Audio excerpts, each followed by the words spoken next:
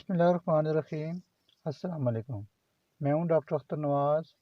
آج کی ویڈیو میں آپ سے البیرونی ایک عظیم مسلمان سائنسدان تھے، ان کے بارے میں کچھ عرض کروں گا۔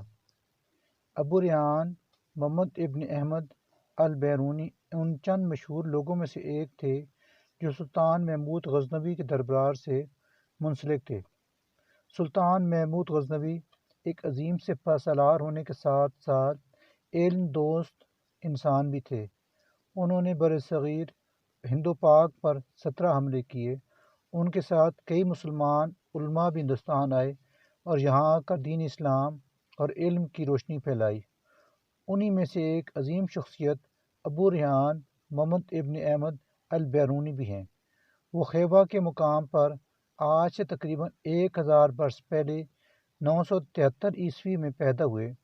جوانی ہی میں ان کے علم کے چرچے دور دور تک پہنچ گئے۔ سلطان محمود غزنوی کے ساتھ انہیں 20 سال تک ہندوستان کے دور دراز مقامات تک جانے کے مواقع ملے۔ یہاں کے پنڈتوں سے انہوں نے ہندو مذہب کا فلسفہ، ریاضی اور جغرافیہ سیکھا، اور اس کے بدلے انہیں سائنس، یونانی، عربی زبان اور فلسفہ سکھایا۔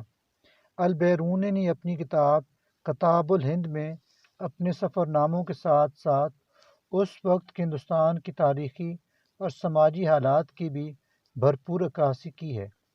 اس کتاب کے آخر میں انہوں نے سنسکرت زبان میں لکھی ہوئی 2 کتابوں سکایا اور پتخجل کی عربی زبان میں ترجمے کا بھی ذکر کیا ہے۔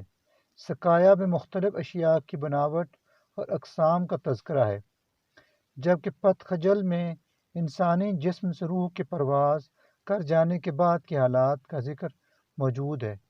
ہندوستان سے واپسی پر انہوں نے اپنی مشہور کتاب قانون سعودی لکھی، جس میں ریاضی، سورج اور چاند کی گردش پر بحث کی۔